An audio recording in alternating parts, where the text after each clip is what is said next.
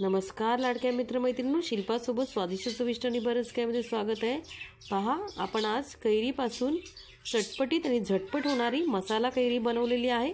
तर ही कैरी कशी बनवायची ते आपण पाहणार आहोत। अतिशय रुचकर आणि चविष्ट अशी रेसिपी आहे। जेवणासोबत तोंडी लावण्यासाठी तुम्ही ही कैरी बनवू शकता।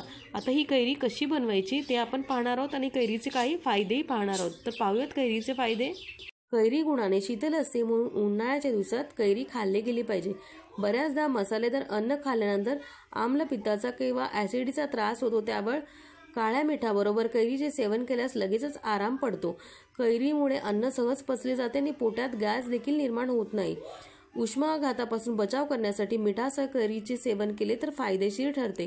कैरी खाल्ल्यास तुमचे वजन कमी होते आणि पोटाचा घेर देखील कमी होऊ शकतो। कॅल्शियमचे प्रमाण कैरीमध्ये जास्त प्रमाणात असते, त्यामुळे हाडे देखील मजबूत होण्यास मदत होते।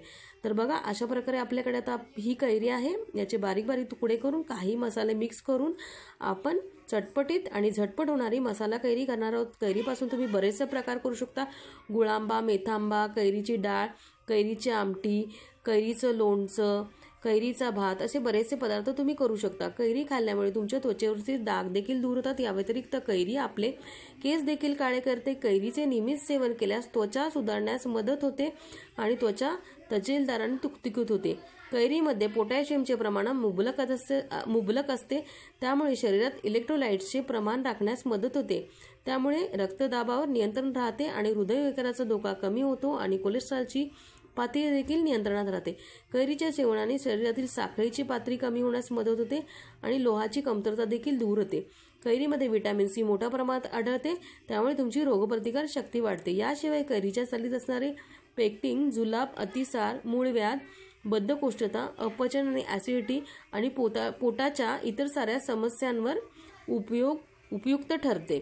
तर अशा प्रकारे कैरी तुम्ही योग्य प्रमाणात तज्ज्ञांच्या सल्ल्याने आहारात ठेवली गेली पाहिजे। तर आता आपण कैरी धुवून घेतलेली आहे, पहा, आणि छानपैकी आपल्याला हव्या त्या आकारात आपण याचे बारीक तुकडे करून घेणार आहोत। मी उभ्या आकारात कैरी चिरून घेणार आहे, तुम्हाला हव्या त्या आकारात चिरून घ्या। बघा, कैरीचे मधून 2 भाग केलेले आहे।